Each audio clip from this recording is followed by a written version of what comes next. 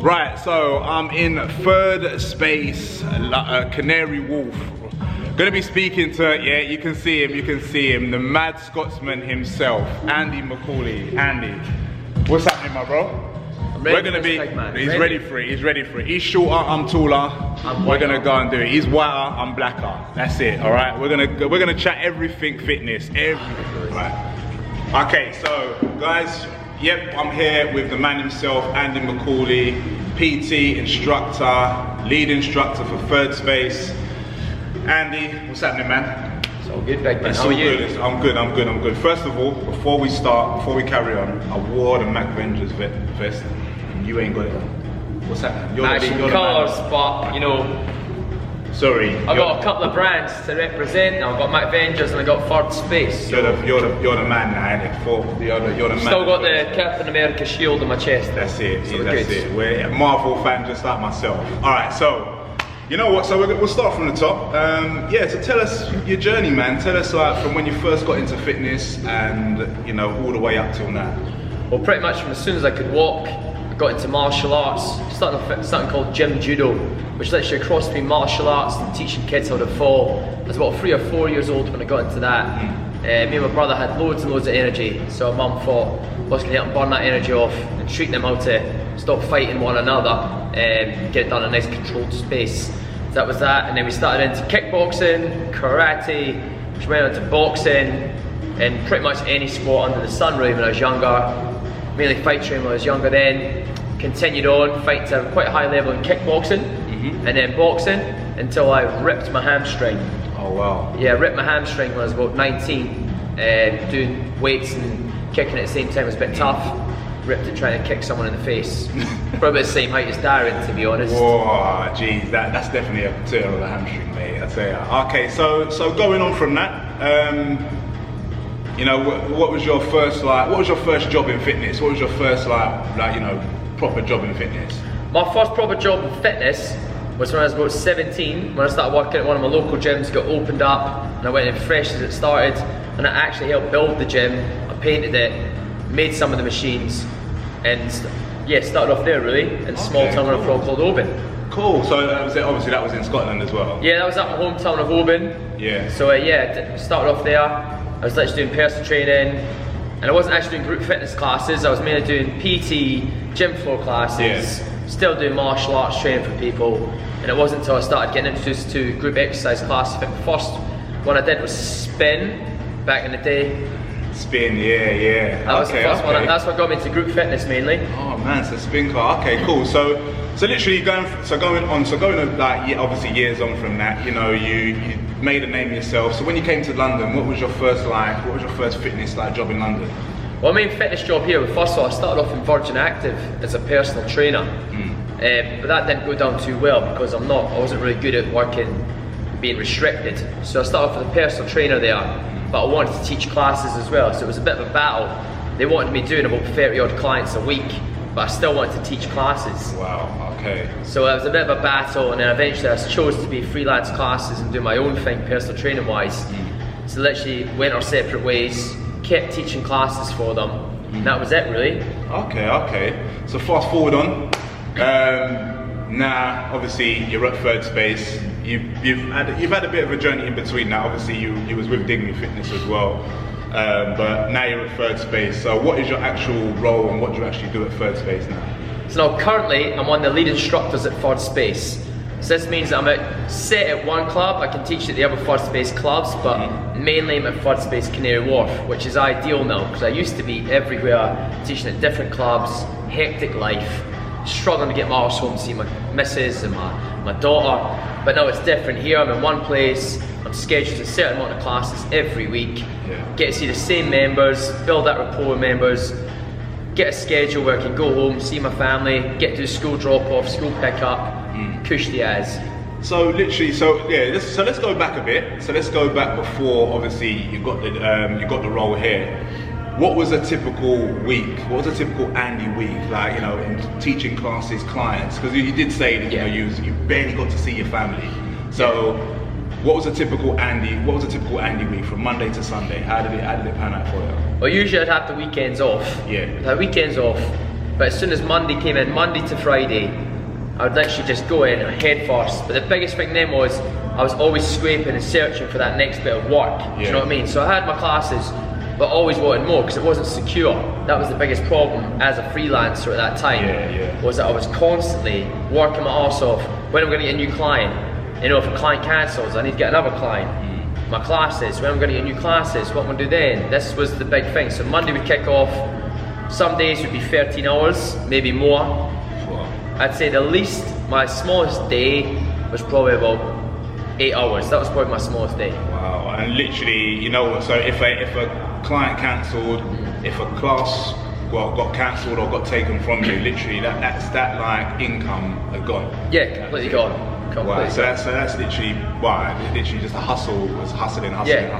So when did you actually find time? I know you've got time for your family and stuff, but you needed to find time for your family, and I know that was the weekend. But what about, how did you find time for yourself? How did you find time to train, keep yourself, because you're in great shape, how do you keep yourself in great shape as well? Well, this was always the biggest hassle, because I always think people think as a trainer, it's going to be easy for you to get training all the time, but it was the biggest struggle of my life. I would start some months to go, alright, I'm going to do a strength phase this month, I'm going to do this training regime 3 times a week, but it always go to shit because a client would come in, or because if some work would come up back then, I'd have to take it. I just have to take it. So I'd be like, I'm going to train Monday morning, client would want to book in, or I've got to choose a client because that's what puts, you know, bread on the table. Yeah, that's it. And cancel it. So trying to get trained was really hard. So then I ended up, when I trained, I just had to go hard at it every time. Wow. Yeah, and I mean well, that is the hustle, and the hustle is real. And this is exactly what I'm trying to kind of get at to people, that it's not just easy for a personal trainer or for an instructor just because they're around the gym that they can just train straight away. So, you know, we'll touch on that. We'll touch on that a little bit later. But now, obviously, you got this role at Third Space. And now, what is a typical week for Andy now that you kind of got that bit of security now? Well, I'd say the biggest thing is now I can literally say to my daughter, she knows when she's going to see me now as well, and my missus as well. I can say, you know what, I'm going to see you for this school drop off these days. I'm going to be home this day.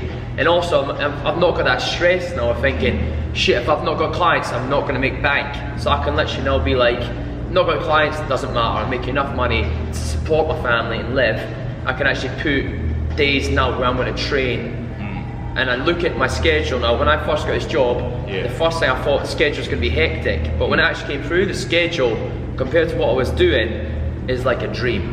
Wow, that's it. So that means literally the security, obviously the security got you like a better lifestyle, a better way of life. 100%. Yeah. And just knowing that you can relax and not be stressed. This is the first year where I've actually started the year and not been thinking what I'm going to do, how I'm going to make more money, how am I going to get more clients, what I'm going to do in my life.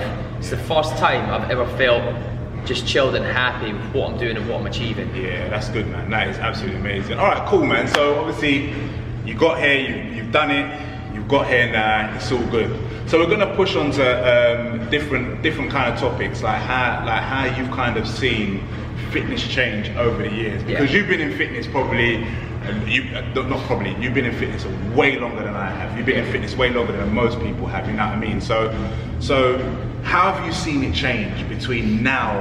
I mean, between then and between now, especially with the introduction of social media. Now I know for a fact you've got your opinions on social media. Massively. So how have you seen it change between then and now? Well, I mean, when I first started off, there was nothing. It was literally like, to be trained up to do what I do now, I literally had to go to college first of all, then I had to go to university. It took me 4 to 5 years just to get my foot in a gym. But it was when I first came out of a gym, that's when they started introducing, like, it was Premier Training came along the first time, and they had at that time it was 3-month courses. You had to go on 3-month courses, and it was just a nightmare because you got these people coming out that literally had 0 experience or working around people. They went on these weekend courses and it was just terrible because they didn't have experience. At least when you go to college, university, they put you in work placements, you spend more time in an environment with like-minded people, and you train yourself a lot more. So that was when I first started noticing this whole, let's get personal trainers really fast or become fitness professionals really fast. And over time, that was when I think it really kicked off, because then that was the social media to me before social media, because then people were just like, I can become a PT in like 3 months, and 3 months then became 1 month, and 1 month then become, all right, here's an online subscription course. that you can train up to be a PT without even really stepping in a gym. So yeah, and I mean, when I first started, it was literally like so simple and basic. Like no one was overshowing it too much. It was literally like Rocky Balboa, Arnold Schwarzenegger vibes. Yeah, and then through time, and then I think it was Facebook started off, and that's when I really started to notice. First, I think Facebook when that came, it was always like showing this is what I do, like, oh, look at me in the gym, or this is how I'm training. And a lot of people were doing that, but not actually doing what they were saying. So it'd be like, I'm in the gym, but you're not. Even to a point where you see people literally putting pictures up, saying in the gym, but I'm like, I work in that gym, and I didn't see you today, pal. Do you know what I mean? I don't know what gym you're in today. It looks like you're in the gym I'm working, but I didn't see you. But it wasn't that one. Yeah, and that's it. And I know that, like, at the end of the day, with social media, and you know, we're on it. You know, we're posting what we have to post and kind of get that kind of traction. But you know, how do you feel that social media, do you think social media has kind of affected you in a good way or a bad way? And also, are we kind of moving away from what we're actually trying to do for members by making fitness more of a gimmick than it is, like, you know, what it's supposed to be doing, you know, helping people actually get through a fitness journey? The thing is, I think it's like, on one side of it, I think Instagram, social media is like amazing. I think it's brilliant. Another side is just absolutely awful. You know, because on one side you've got people who actually know what they're doing. But the thing is, if you're trained up, if you're qualified, you know the difference. Yeah. But if you don't know the difference between the two, you're absolutely screwed. For instance, you know, if you think you're going on there, and then I've had clients come up to me and they say, I'm following someone who's got the most amazing body. They've posted a picture of their fucking arse out and abs, and they've said to me, we're gonna get to that bit, and they've written a comment on it saying, oh my god, I feel so fat and out of shape today. It's like, mate, they look amazing. And as a result, my client's like, if they look amazing and they feel fat and not good, and she would literally be crying. I'm like, why are you still following these people? Do you know what I mean? That's what I think. But then you'll get other people who are really good on there. Even for me, I see stuff and I think, oh, I might use that when I train myself. Really positive. And that's it. And the thing is that, you know, we go through people's social medias. Like, you know, my social media, your social media. There's quite a few people that don't really like kind of bear so much skin or like have to show like every picture has to be topless. Now, you know, what would you say to the people, men and women? What would you say to them, that people that kind of make them put topless pictures all the times, and just want to kind of show their body off all the times? What would you kind of say to them? Are they actually helping people, or are they making people a little bit more jealous? Or? I do think the thing is, people being topless, showing off the bodies is really inspirational and great. It's just how their content goes with it. If it's literally like a post like hump day, blah blah blah, ass, hashtag hump day, hashtag does my ass look big in this, shit like that, to me it's just terrible. It's the worst. You know, that's the biggest thing, because it depends on what way they're putting it. You could be topless and just training. Brilliant. True, You could be topless and training. A chick could have a boob tube on, whatever they call it, and tiny pants, but if she's fucking lifting, I don't give a shit. As long as it looks good, what she's doing means well. But if it's literally like, oh, you know, bum for likes, things like that. In my honest opinion, I think the best thing you could happen, notice Instagram, whatever, is they take away the likes. No more likes. You put a post up, brilliant. And that's it. And that's pretty much it. People see it, they see it. If they don't, they don't. And moving on, and literally moving on to the next bit as well. So, you know, we spoke about like bum pics and stuff like that. Now, you know, as I said, you've never really mixed your words on social media when it comes to things. What is your, on social media probably, what is more of an inspiration to you, and then what is more of this just gets on my nerves? Every time, think of a time when you've gone on social media and you've gone, oh my god, they've done that again. They've gone and done that again. It's annoying. Like, what kind of annoys you, and then what kind of inspires you a bit? I'd say the biggest thing that winds me up, that winds my gears, is when you follow someone and then all of a sudden they're a personal trainer. When you know they're clearly not a personal trainer. That's the biggest thing, and it's pretty clear when they do it, because they just go from 0 to 100. And they're advertising it like they can send out people training programs. I just don't know how they get that. I mean, I always think, on my Instagram page, I literally have my certificates written down on there in my bio. And I think, you know, if you're not going to do that, you should be brave enough to go, all right, this is what I'm qualified in, this is what I'm going to do. If they don't have that written down, they're full of shit. That's the biggest thing that gets to me. I literally see it and I think, nah, way. Especially when you see workouts that they're clearly not doing. You can see someone that looks like an Olympic lifter doing, I don't know, Tabata, tuck jumps. That hasn't created that body. Yeah, definitely not. Definitely not. Definitely not. We're moving on, and you know what? We're going to move on to something else as well. Diets. Now, people are putting up these diets and loads of diets, and to be honest with you, you know what? On my social media, I hardly have any diet, and I said it in my first video that my diet ain't the best. There's times I go to McDonald's. I said it the other day. 11 o'clock McDonald's. It's a joy for me. Yeah. But these people that are putting up diets, right, saying, you know, you must eat this, you must do that, you must do this, and really and truly, are they actually doing it themselves? Now, what do you make of that kind of subject? I just think it's highly unrealistic that you expect, even if I would say to my clients, I expect you to eat this meal, that meal, eat this food exactly, it's absolutely ridiculous. Like, people have kids, people have jobs, people miss trains are delayed. You're not going to hit targets all the time. It's not realistic. You can have an idea of what you're going to eat, what you're going to do, and I just think people need to be, you know, real with themselves, be honest. These diets that most people probably are just to get traction towards them. Yeah. I think when you put something, if someone puts something out and it's like, bam, you must eat this, you must eat this, you must, it makes them look like they know what they're talking about, when really it's the complete opposite. If you, I've seen posts go up saying, you know, you must eat or you must sleep this amount of hours to get, like, that's bullshit. Like, you can sleep, Kevin Hart sleeps 2 hours a fucking night and the boy's shredded. Do you know what I mean? I think that's absolute nonsense to say, oh, if you sleep exactly 8 hours a night, you're gonna look amazing. That's bullshit, because I'll probably sleep like 4 or 6 hours most nights. That's it, man. I get minimal sleep as well, man, especially when I'm at work, you know, when I'm at the fire station as well. So there you go. So, all right, so, you know what, we're gonna wrap it up a bit, mate.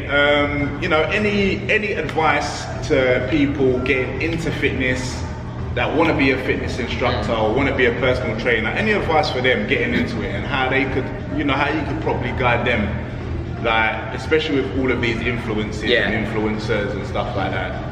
Well, I could say the biggest thing, if you look to become a personal trainer, fitness professional, the biggest thing is tough love. It's not, it's made out, people make out it's going to be easy. I worked on a fish farm from the age of 14, and I thought that was going to be the hardest part of my life until I got into fitness. Especially when I got right into the grind of it. It's a hard slog to get where you want to be. You've got to work hard every day. You know, I'll wake up some days, I might feel a bit tired, I still got to go and teach a class of 50 people and give them everything. You know, even if I feel like crap. I think it was the end of last year, my granddad passed away. And I literally, I found out just before I had to go and teach a class, and I literally cried when I heard it.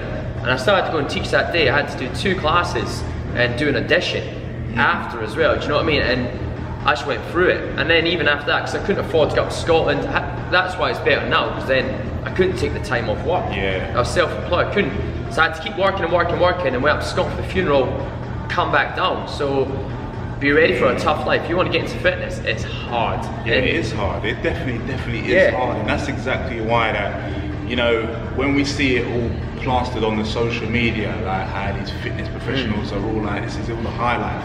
You know what, I'm real, you know, you're real, we're both real, and the reason why I would probably, you know, 99.99% not leave my firefighting career is because the life of a fitness personal trainer and an instructor, it is a hustle. It is a massive hustle, and it's self-employed. Literally, when you don't instruct a class, or when you cancel on that person or that client, that is it. You know what I mean? There's no like sick days you can take. There's no whatever. That is it. So, you know, so bear that in mind. But big man, it's been amazing. Oh no, sorry. Let's do that. Well, first and first. I'm trying to keep it cool, the big man. I know. I'm trying to. Lastly. Nah, look at yourself in the mirror, big man. Look at this. One thing this guy is, just like myself, he's a massive Marvel fan. Massive Marvel fan. He's got Marvel all over, socks. He's got the Captain America. If you go on this guy's Instagram, He keeps it real with Andy Marvel. underscore MacFit. That's it. Who's your favourite Marvel I knew you were gonna character? say that shit. Why are you saying that shit to Come me? on, man. Who is your favourite Marvel character, bro? Four, look, God of Thunder. Ah, that's it. Even though Hulk is mine. Anyway, where can we find you, Andy? Come on, man. So on Instagram mainly, people, if you want to get hold of us, Instagram, Andy underscore MacFit. That's what I use. I tried, what was it, TikTok, whatever it's called, TikTok, but it was a bit shite to be honest, more for the teenagers. Snapchat, no. I'm on Instagram, I'm not doing anything else for you lot. That's where I'm at, Instagram underscore MacFit. You'll get jokes, you'll get beard curls, you get love, you get Marvel. That's what it. You get it. Family. Don't worry, guys. His Instagram tag will be along the strip here anyway. Andy, thank you very much, man. Take it easy. Anyway, guys.